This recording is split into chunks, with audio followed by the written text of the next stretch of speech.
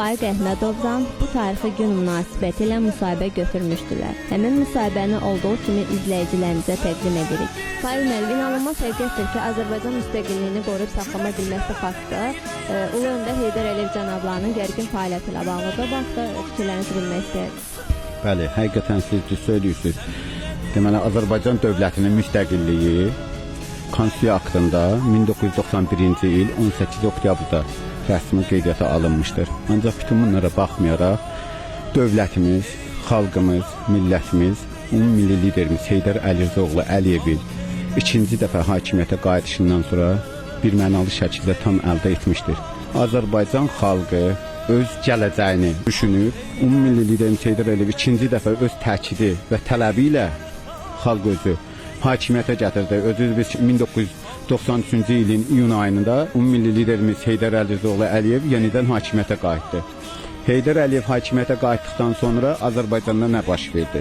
1991-92-ci illərdə ölkədə baş getmiş xaos, anarxiya, özbaşınalıq, iqtisadi siyasi böhran, Azərbaycan sərvətinin talan olunması, bunların hamısına konkret olaraq son qoydu. Ümummilli liderimiz Heydər Əliyev gəldi hakimiyyətə. Əldə nə oldu? Birinci növbədə ölkədə sabitlik, ikinci növbədə iqtisadi siyasi böhrandan çıxış yolları. Ümummilli liderimizin bir gözəl özünün kəlamı var. Deyirdi, müstəqilliyi qoruyub saxlamaq, müstəqilliyi əldə etməkdən qat-qat çətindir. Heydər Əliyev gəldi Azərbaycana və sübut elədi ki, Azərbaycan xalqı həqiqətən müstəqil dövlət, müstəqil demokratik bir ölkədir. Ümummilli liderimiz deyirdi ki, müstəqilliyimiz daimidir, əbədidir, dönməzdir. Bu şüarını bütün dünyaya sübut elətdirdi ki, bəli, Azərbaycan xalqının müstəqilliyi bir mənalı şəkildə dəyişməz və dönməzdir. O bunu sübut elədi.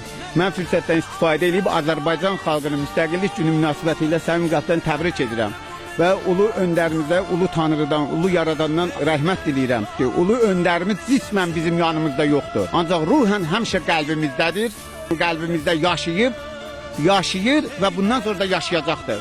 Allah rəhmət eləsin, ruhu şad olsun. Heydər xalqım deyəcək, xalq Heydər söyləyəcək.